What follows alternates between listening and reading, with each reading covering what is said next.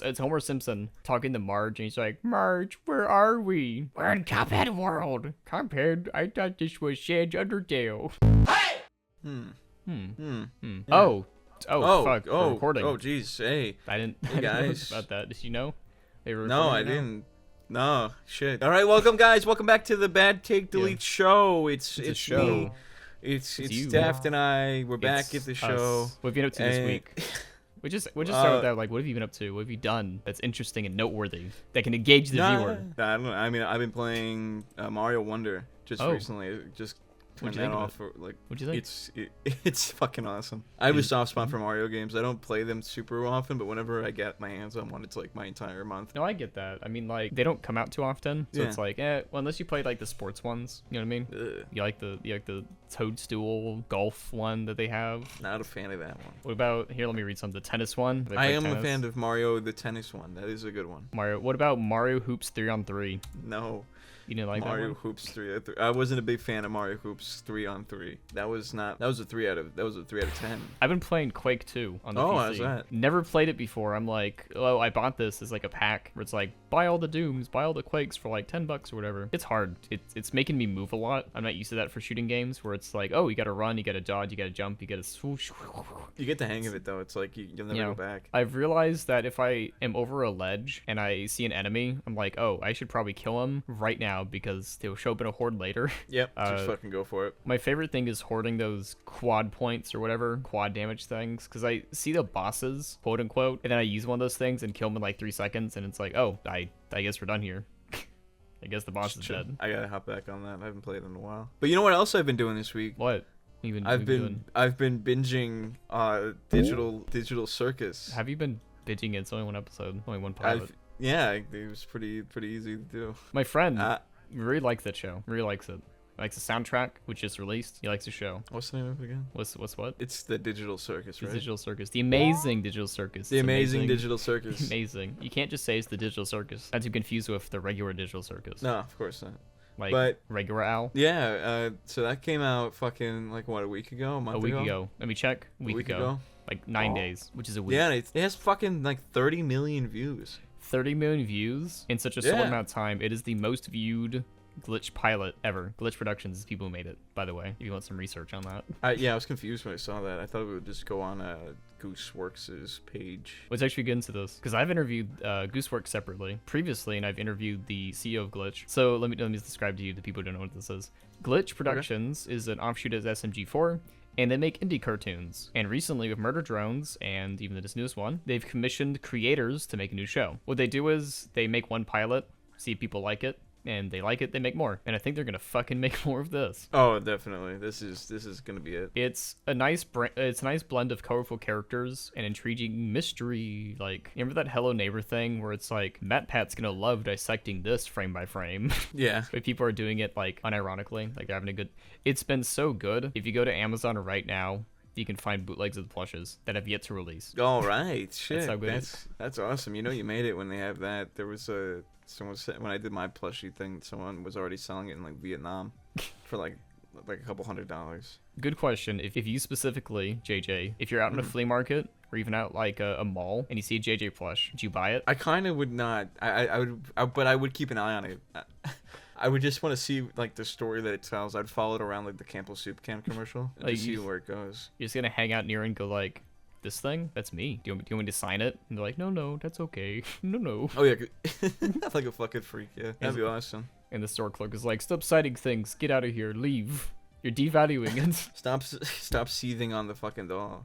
You're getting it all wet. I've seen that post where it's like, I have this Jax plush that I soak it in milk and suck the milk out of it and slap it against the wall to make a loud thump noise. Oh, the Webkins one, the cat. Yeah. But someone made I it for had the Jax that. thing. You had a Webkins? You did that specifically? I had that Webkins cat, the one that specifically that was drenched in milk. Drenched in milk. Do you know how much it would cost to drench a thing in milk? Money. Like $5. $5. Like water is free. Did you know that? Yeah, but a fun time is priceless. So let's get into the Amazing Digital Circus. Let's get into like what it's about and everything. Because Alright. it's a whirlwind. Yeah, that's one thing I'll say is that it doesn't. It's right off the bat. Mm-hmm. They're putting everything. They're shoving as much as they can in the first 20 minutes. It's like the whole thing. What do you mean the first Yeah. 20 minutes? You mean the first I 5 mean, minutes? like, The first 1 minute? I feel like this episode, the episode doesn't slow down. Yeah. I'll say that, which is, it's funny. Yeah. A little discombobulating, but it's good. We're loosely describing. Let's start at the beginning. So they have the theme song. Okay, they have the theme song to talk about everyone. And one character is missing. Now, originally I thought it was going to be like, oh, is this going to be like an overarching plot thing? Nope. It's a Chekhov's gun. And you know Chekhov's gun? Mm-hmm. Where they point at a gun and go like, look at this gun. I love it. It was my late wife's. I love it. It's gonna be important. Fucking remember this for later. So that Yeah, you character's can't missing. show a gun and not use it. And Pomni, which we'll later get to her name, Pomni shows up and it's like, oh, they ruined the theme song. Which it's like, do they do the theme song every day? That's like American Dad, where he's like, good morning, USA. But the Amazing Digital Circus every day. That must be hell in of itself. That might be a theory. Might be Game hell. theory. They might be in a digital hell. I don't know. They're in an old computer game based on the intro, how it's like a 4:3 aspect ratio. They get into the game, and no one can remember their names. No one can remember anything. So the teeth guy, I'm sure they have names, and I think it's way funnier if we don't look them up and we just make up names for them as we talk. Yeah. Besides Works for me. Pomni, Ragatha, and Jax, those characters, and Kingley, I remembered most of their names. Anyway, so the teeth guy was like, we need to give you a name. And it's like, do you like... And he's like, I don't like that one. Like, how about Pomni? And she's like, okay, I guess I'll take this one. Can I leave now? Can I leave? You want to get into that? I like the first before then I would like the character designs. I like Jax, I guess. The bunny character. Yeah, he's the most prominent when it comes to this. I do like that it's like 2D animation in a 3D space, which sounds like it's that's it's been Kevin done Temmer. a million times. That's Kevin Temmer Yeah, work right there. Kevin, he does a fantastic job in blending it because there exists obvious examples of where they blend it, where they'll have like 2D that looks 3D or 3D that looks 2D. This looks like a perfect meld. Like the Peanuts movie? Yeah, kind of like the Peanuts movie. This is the first... This is just this is the Peanuts movie. This is what that is. Exactly, the Peanuts. This is Glitch Productions' most cartoony 3D cartoon. That's a weird thing to say. I mean, where they squash and stretch and do all the funny faces. And Zubul, Zubul is the character that has like amalgamation of parts that you can just take off. And Jax just took off one to like scratch his back. And she was choking him. And it switched to like a 2D kind of... kind of thing. That was pretty good. But the plot, one character's missing, Pomni shows up, and they have to do a daily activity to not go crazy, because if you go crazy, you discombobulate. Deform? What was the word they used? I forget what it was, but you get the Pibby virus. You get the Ohio Gyat Pibby risification virus. Don't know. Oh my God! Shut the fuck that. You're not gonna like this. I'll read you this thing right here. My status message for Discord is, "You've got to be kidding." I work with this guy professionally. My name is on this. Your name is on this. My name's on this. Your name's on this too. If you support, we don't have a Patreon yet. I was gonna make a Patreon joke. Yet we want your money eventually. But eventually. So the task of the day, they have to collect all the squigglies or the zoinkles, the glitchies. They gotta collect the pibbies, the grubbles, something like that. And they immediately fuck off to go do other things. They go investigate to see where the clown friend is, Clothmo. And so Pomni and Ragatha are talking about like, yeah, you'll get used to it here. And they do a good thing, the mystery thing, where as they're walking, you see like different doors of rooms and everything, and you're like, oh, people live here. And you see some people who haven't showed up yet. Maybe they're hiding somewhere. Did you see that a lot of them had like crosses like over their face? Yeah, because they're Christian. No, like they just crossed out. So I guess those are the people that have already discombobulated or whatever. You know what they say? If you shit in the game, you shit in real life. That's a good question. Yeah. Why has anyone like lore deeped into that? Like, has anyone delved into? I mean, when we get the inevitable film theory this week about it, maybe Pat will jump into it. Well, it's probably gonna be. It's gonna be like remember not the Matrix, Inception, where the deeper you go, the slower time is. I'm gonna guess it's like that, where they think it's been a long time, but it's really been like only a few minutes or like an hour or something like that. Because you get into the problem of like Spy Kids 3D. The most ludicrous thing was like a VR game in 2006 and everyone buying it and the console itself and go like, oh, people are getting sucked into this game and they can't escape. And it's like, people were willing to spend like $700 in 2006. No, it was 2003. A 2003 VR set for one game. That is, I guess that's what this plot is. You put your face thing on and you're in this video game and it's hyper realistic and everything relative to it. But I guess it's just like some sort of experiment. What do you think of that? What do you think of that premise? It's potential, but I feel like they have, for as much as they did show in this episode, they also like, I don't there's not much really to build off of here, like theory wise, I guess. Yeah, it's so open-ended that it's kind of like I feel like it's pointless to even try to guess. Yeah, I've seen those theory channels where it's like, here's my theory about what this is, and it's just like, that's fun. You know, it's a good thought exercise. And Gooseworks herself said that people have gotten very close to it, but also they haven't. Also, can you tell me this? Because I feel like I was losing my mind. Did they reuse the assets of fucking either Gmod or fucking... You mean like the sound what's effects? that fucking... No, when they're in the... this is skipping ahead. Maybe Yeah. I should wait. We'll wait. So they go to Kaufmo's little area to see what he's going through, and he disassociated. And so Ragatha gets Pippi glitched to a higher resolution in the Gyat, and Pomni has to run away. All right, Pomni has to run away and warn everyone. I can't believe I said that. The whole sense of a straight face. Whole sense of a straight face. So they run and they try to find where everyone is and run away from them. And Pomni gets to see what she looks like in the mirror, because this is the first, because they don't have mirrors. It's the first time she sees what it looks like. And they run, they get chased. Well, Jax, Kingsley, and the sad creature with the, I forgot about their name. The sad creature where the laughing face breaks or whatever. They go to collect all the Zeeblies, the Zoobles, and they find the great big Zeebly. And he's like, everything will be Zeebly. But then the glitch thing just crashes into it and kills it. Because we solved that. Guess that happened. And the glitch thing matters a lot, because when Ragatha was touched by the glitch, she became glitched too. And when Pomni tried to help her, she also became glitched. Now, Teethman and Bubble were just like hanging out into a different computer program or whatever, having a good time. And they realized, oh wait, Pomni found an exit, or like some sort of exit or whatever, because she went through that. People made a lot of comparisons with the Stanley Parable. That's I want to mention that Yeah. that the office in there was not the exit sign specifically, but like that, especially the scenes when she's like in the office areas, they look. I would not be surprised if they pulled those from the Stanley Parable, because they're 1-to-1. Well, the thing is, Glitch Productions works with Unreal and has had grants from, I believe, Epic Games, subsidiary kind of thing. So if they have worked with Epic Games before, or Unreal before, they probably have access. They'd be like, hey, can we use some of these assets from this game engine? Or this game engine already has these things built in, you know, like a royalty-free, copyright-free thing. So maybe it could be fun. Well, it's not like that would be a big deal. It's just like Yeah. an interesting thing to notice. And she reaches the end. It's like an infinite void kind of thing, which probably is like near the end, because she does find a computer that has everything on it. I'm guessing if she tried interacting with it, or she tried unplugging it, then all of this would go away or whatever. Who knows? Because there is the theory that the teeth guy is actually not a malevolent being, and he's actually also part of the simulation for whatever reason. But everything gets back to normal after the nice conversations, like, oh, I fix everything. Well, as normal can be in the digital circus. The Amazing Digital Circus. Yes, the Amazing Digital Circus. Overall, I think it was a fantastic pilot. Probably like my favorite indie pilot I've seen ever. Only in the sense of it established the characters, it established a mystery, it establishes why you should care, which is hard for a lot of pilots. You know what I mean? Yeah. What'd you think? What'd you think of it overall? I thought it was really good. It was really enjoyable. The animation's fantastic. The soundtrack is probably the best part of it, in my opinion. I mean, I love the animation, but the music is just like beyond that. Is also a musician, and she worked with someone else on this. She did a great job, and whoever else worked with her on that did a fantastic job with the music. Voices were great. There was that one girl, the one who's the one that's all fucked up, different Zooble. pieces or whatever. Zooble. I don't know what caught me off with that one. I don't know what it is. Too but serious, maybe? I didn't like her voice too much, but Oh. not her voice, but I guess just her.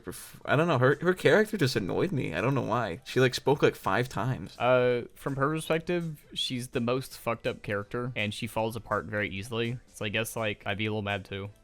Really like disinterested and say, oh, okay. Yeah, I need to see more of it, but I liked it a lot. I think the lore was like a little heavy, and I thought the beginning was kind of wonky a little bit. Sure. Just like when she's like, "Where am I?" It's just like, all right. Wouldn't you be afraid if you lost your memory and you're like, what the fuck is all this? I'm in Unreal Engine now? No, I know, but just like the exposition was dropped so heavy. I just put on this weird headset, and now I'm here in the digital circus. What the hell is going on? Where are you? What are you? You kind of have to do that for people. This is an unrelated tangent, I suppose. But I remember seeing people talking about the Resident Evil 4 remake and like the ladder that has like paint splattered on it and like a dead guy near it, and everyone's like, I would have figured out how to do this thing. It's like, no, probably not. No, I'm not saying you have to spell out things. You know what I mean? I'm not saying not to spell it out. Yeah. It's just it was all spelled out within the first 5 seconds. I think that's fine. Get that shit out of the way. I want to see that dynamics between the characters. This is an unfair comparison because the Hazbin Hotel pilot's been out like 4 years and they've gotten better as a storyteller. You know, Hazbin Hotel as a pilot is all set up and not like an actual thing. You know what I mean? Mm-hmm. So there can be ways in which it's like it can be stretched out like even further. Like they could have been like a whole sequence of her not wanting to talk to people, or like, hey, what's this? What's going on? Asking too many questions, and like, hey, we're trying to do this thing. Yeah. Who knows? I think I think if they get the greenlit, Mm-hmm. this is not going to be an issue going forward. Obviously, I think they had to fit in as much as they could, Yeah. as quick as possible, so that they can get the rest of the story they wanted in. Because this would just be the And- first episode. You know, they're not gonna make it Yeah. a pilot or anything. No, and it's not even like it's a critical bad thing. It's just something Ooh, that actually- personally caught me off guard. Yeah. Actually, let's think of it like this: with the way that Glitch Productions makes pilots, this is just the first episode, which is two different things. The first episode and pilot are usually two different things. Production, you know, like you get picked up, the studio commissions a pilot or whatever. You make the pilot, they're like, oh, okay, now let's make this for TV. Which is changing to the first episode, so maybe that's a bit different. You know what I mean? Mm-hmm. I think this is definitely written in a way in which if we got 9 more episodes, like a full 10 episode season, it'd be very satisfying, very nice. I hope it gets greenlit. Maximum 2 seasons, not in the sense of it won't do well, but the sense of story wise. I don't want things being dragged out for stuff like this. You know what I mean? Where it's like I want a nice finite story that was cute. They evolved. These characters moved on, and it's good. You know? We'll have to see. We'll have to see. And guess what? Yeah. We asked our audience what they thought about this too. Oh, we did. If you want us to read your thing, you can either be in the Discord server linked below, or like the top comment or whatever, or follow us, turn on notifications for YouTube, and you can comment on the community tab, and we'll read your shit verbatim. It's hell usually. Soldono1235. It was alright. The premise is fun, and designs were unique as they get, except for the rabbit. Wasn't a big fan of some of the voices, not that they were bad, just not for me. And there were some parts that made me cringe a bit. I give it a 7.5 out of 10. So I guess did you cringe a little bit? I only cringed when she was talking about her fucking the exposition. Yeah. That was it. The rest of it was fine. Oh yeah, speaking of cringe, that's not a good transition. The new Rick and Morty came out. You can watch a few of those God. episodes and talk about that later. Jeez, yeah, I haven't watched them. Is Kitten. How do you think the episodes after the pilot would play out? Would Pomni still be trying to find the exit during her stay? Or do you think the point of the pilot is to show that she can't really leave, so she has to do whatever the show plans? The place is fucking huge. She's gonna find an exit somewhere, you know? I think the exit room was already kind of written off as just like the leader was like building it or something. Yeah, like he's building an exit secretly. Yeah, but the void and all that was still undiscovered. So I'm guessing there's like a lot of areas. You know, they have the pool area, they have the circus area, they have the fields. I think is the fields area. They have a lot of like ground. The rides, all that. So there's a lot of places in which you can look for not necessarily an exit, but like a glitch or like secretly like who made this kind of thing or like a developer name or something like that. Okay, let's see. It was good in my opinion. A lot of people are critiquing it for many good reasons, but I feel like majority of people hating on it are just hating because of it being popular. I saw a lot of unnecessary hate, like people saying like this is the Gartna ban of animation. It's like what the fuck does that mean? What? It's really well done. Like it's really like this, regardless of what you think of the story and everything else, there's no debate. It's very well done, well animated, well designed. The characters are great. The acting is fantastic. The pacing is fine. Most parts. The only thing for me that's like a technical thing is the separation between character and background. Depending on how deep you can go, usually because it's a 3D model, it's a 3D everything. There are a lot of points in it to me in which the background is a bit too complicated for me to like see good separation between the character and the background. That could have been fixed if they like nudged the camera slightly in a different place. But other than that, it's not like it's a major break and he's like, Bob, it's me, the critic reviewer 2537. I can't recommend the Digital Circus because I want that. Yeah, Bubba normally is the one that breaks the camel's back. Tomcat59. Honestly, the plot was great, the characters were very enjoyable, and bounce off one another, and the mystery on why they're stuck in the Digital Circus gave me more motivations to be invested in the plot. That was the best thing about it. Like, it's like, oh, who are these people? Where are their backstories? We'll get to feel their personality kind of thing, which is even better, you know? That's fun. Yeah, does a good job of setting up the interest there. We got two more. Haven't seen it yet, but I plan to. Okay, don't worry, they got another question. But side note, I got a question. Who do you think hates superheroes more? Alan Moore, creator of Watchmen, or Garth Ennis, creator of the Boys comics? Garth. Why is that? Because Alan Moore doesn't... I don't see Alan Moore hating superheroes. He was just a very hardcore, like, communist. He just hated like what certain comic book heroes could represent. I can like, see that. But Ennis, the whole point of his story is saying like superheroes are bullshit, and like he goes as far as he can to do it. I mean, obviously part of that is just shock, and that's just the appeal to it in his comics. But I don't. I'm pretty sure he fucking hates the concept of superheroes. For Alan Moore, let me just open the book. Very double checking. Can you open up your book for a second to double check with me? Okay, interesting. Oh, very good. Yeah, just open up. Okay, good. Okay, just had to make sure. In the Watchmen comics, they aren't superheroes. The only superhero is Dr. Manhattan. In the movie, they have like super strength or whatever, but they're just kind of like random people. in costumes. It's more of like a commentary on like government interference and finding this very super powerful thing, like a nuclear bomb. Well, You know what I mean? technically, I guess, but Yeah. the characters are stand-ins for superheroes in the comics that They he were. wasn't allowed to use. Oh yeah, it's like the Justice League story I was telling you about earlier in an episode that everyone should watch, where it's like, hey, can I use these characters? And it's like, you made one of them racist. We're not letting you use the characters. Which, even though like Yeah. it would not even be technically incorrect. Yeah, for the time, probably. No, Probably. not. One more. Kiro Joy 03. It was very good. I like the comedy because it made me laugh. That's good. That's a good reason to like it. The characters, Jax is honestly an asshole, but a lovable one, and the animation is amazing. An Amazing Digital Circus. Yeah. Blending a colorful aesthetic with dark undertones. Also, the music is so good. The last song actually gave me chills. Oh yeah, you should go listen to the music on like Amazon Music, Spotify Music, or Apple Music. I almost forgot about that one. It's good stuff. Yeah. The music is, like I said, it's for me, that's the best part of the entire thing. Really, yeah. really pulled it all together. The funniest thing about popular content like this, seeing in real time content farm channels recognizing this thing is popular, and so they insert these characters into like the weird baby Elsa stuff. Awesome. That's the best. That's when you know you made it. Yeah, because anyone can make a bootleg plush. You know, anyone could do that. But like content farm channels are like this thing right here. This missing this specific way is gonna be popular. Put them in there. Put that Milk shit it in. before it's dry. And now this character, someone had to like research these characters and like trace over to make rigs of these characters, and like, yeah, okay, I guess we gotta do. I'm trying to think of like a plot for one of those weird content farms where it's like, someone stole my toy. We gotta find out who took the toy, and they point to all the characters from the show, and they're like, was it you? And they're doing those exaggerated hand movements because they can't hire voice actors, and it's like, oh, there's Spider-Man now. There's the Incredible Hulk. You know, the classic, the Amazing Digital Circus characters. Pomni versus Sans Undertale in Cuphead world. I love those animations where it's like Peter Griffin. No, it's Homer Simpson talking to Marge, and he's like, Marge, where are we? We're in Cuphead world. Cuphead, I thought this was Sans Undertale. Oh god, I've seen that video. The video, I've had a lot of like, I had I think a religious moment watching that. I'm glad we're gonna play like a small clip of it, but I'm glad you knew exactly what the fuck I was talking about, and I wasn't going raving mad explaining this. Don't tell me we're in Minecraft again.